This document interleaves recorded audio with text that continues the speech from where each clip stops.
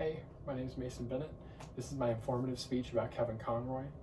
I'm going to pause a few times throughout just to scroll through my notes. They're usually on my phone, but because I'm recording on my phone, I don't have access to them, so I have them pulled up over here.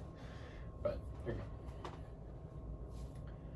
When you think of actors, you don't typically find that their entire career is defined by one role. And if it is defined by one role, it's usually some massive occasion that talk about Oscars and Grammys and Emmys, and it's a huge deal. But what if your entire career spanning over 30 years was defined by one role and no one knew that it was you? In my survey that I sent out, 100% of people said that they had heard of the character Batman. Now, in that same survey later on, I asked how many people had heard the name Kevin Conroy. Only about 40-ish% had said yes, despite him portraying the character of Batman over 70 times.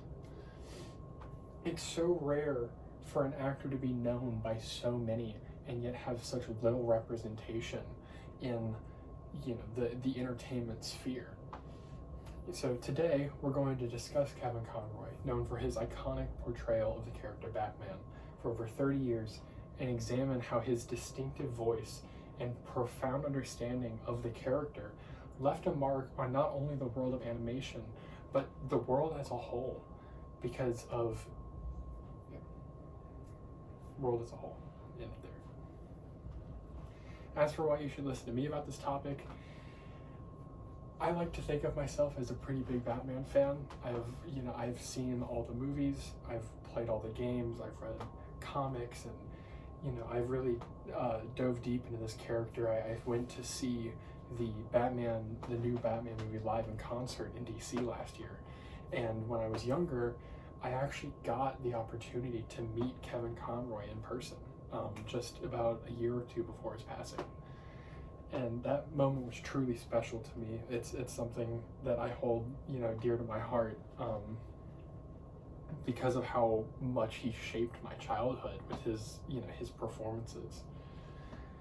So during this presentation, I'd like to talk about how he became Batman, how he grew into that role, his struggles dealing with being a closeted gay actor for most of his career, and the lasting impact that he left on not only people in the animation and voice acting sphere, but generations as a whole. Scroll to my next page real quick. So first off, I want to talk about how he grew into this role, how he got where he is.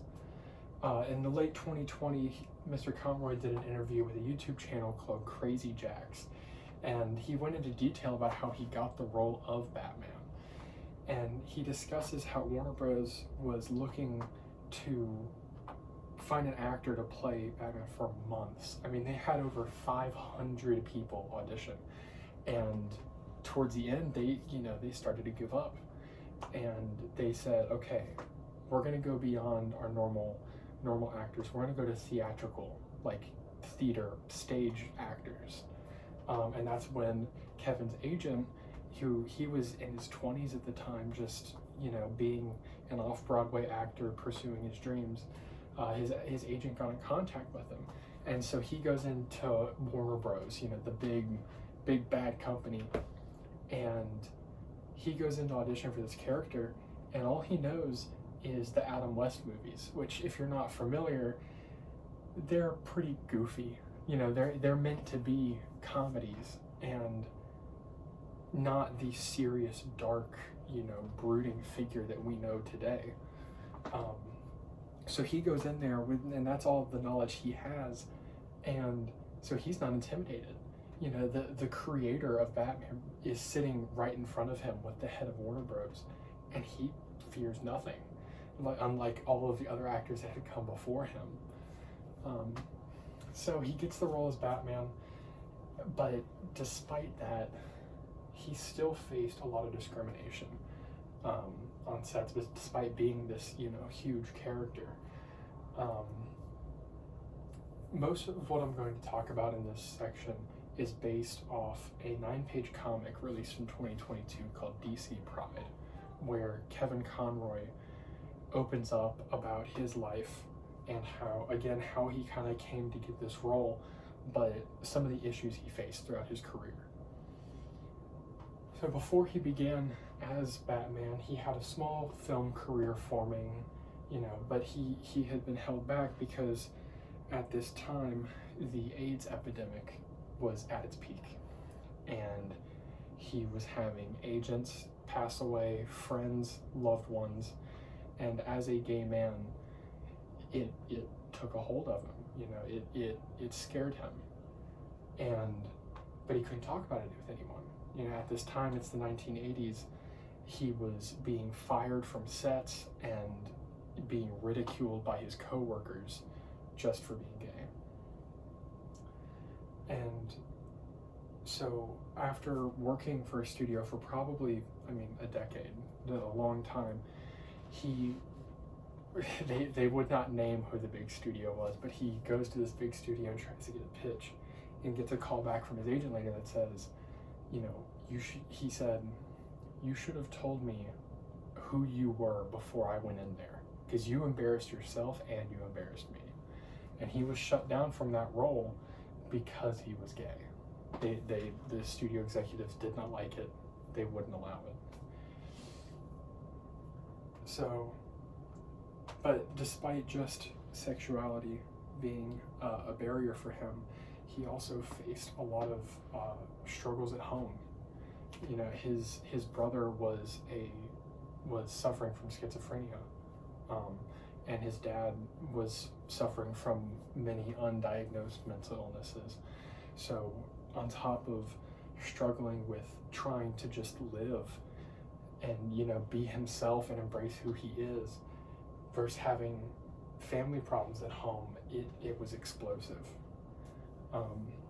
And this trauma that he faced ultimately did help him in the end, as he talks about in that comic, talking about how having to live kind of a double life like Batman does, and just kind of having to wear a mask at all times. I'll go ahead and scroll down one more time, or one or two more times. But this character that he portrays has gone so far beyond where it started. It's gone into comics and movies and games and just everything you can think of. And in my survey that I sent out, over 75% of people had watched at least one episode of the Batman animated series growing up. That was his debut role. Excuse me. Funnily enough, I then asked if anyone had played any games with Batman in them, and nearly all of them said Lego Batman, which I love growing up, but he didn't. That's one of the few roles where Batman is concerned where he actually didn't voice him until the third game, because the first two were all just mumbles. The whole voice cast in the original two games are just mumbles. So it's funny that, everyone that remembers him from these games growing up, those are the only ones that aren't him. But it really does show just how far-reaching he was, that between games and movies and, games that even came out as recently as this year after his passing posthumously, he had recorded this audio for these projects that is still being released. And, I started playing these games when I was, this big. I was 5 years old. And here I am in college, and I'm babysitting someone who's watching a Batman show, and it's still him. It crosses generations. And the loss of Kevin Conroy in 2022, when he passed away, shook the animation and just entertainment industry to the core. he was so important to the legacy of the character that, as far as I know, he's the only one to do this, broke the barrier between animation and live action, getting to, you know, portray the character that he voice acted for so long in live action. And excuse me, when I had the opportunity to meet him a few years ago, I was at a Comic-Con convention, and I was waiting in line. There's a few people in front of me, I mean, as close as I am to you guys now, and I was told that he would be going on a break, and I was like, you know, okay, that's fine. And I watched him get up from behind the booth and walk a few booths down to Tara Strong's booth. She is the voice actress for Harley Quinn and hundreds of other characters. And he walked over and gives her a big hug. And at this time, I didn't know it, but he was still fighting cancer. And he, you know, just acted as strong and as, you know, happy as possible. And he walks up to a little kid standing in a Batman costume, and he kneels down, and the little kid, I could hear, you know, the mom talking. The little kid didn't have enough money to pay for an autograph from him. And so he's, you know, it's fine. He gets down, gives him a hug, takes a picture with him, signs the cowl he's wearing, takes a video of him. I mean, that was the kind of man he was. And getting to see that in person, you know, right in front of me, was really special. I'm scrolling to my conclusion. Now, to say that Kevin Conroy had an impact on people would be an understatement. There are very few people in the entertainment industry who have touched so many lives, especially someone who, for most of his life, got little to no recognition for it. You know, after growing up in an unstable home and then watching friends and loved ones pass away from a horrible illness, and then stumbling into the role of a lifetime with little to no knowledge of it, you know, it's impressive how he was able to truly embrace himself and the character, and you know, really change himself into what he wanted that role to be. And I hope you're able to come away from this speech having learned at least a little bit about his role and, you know, the impact that this role model of mine has had on so many people.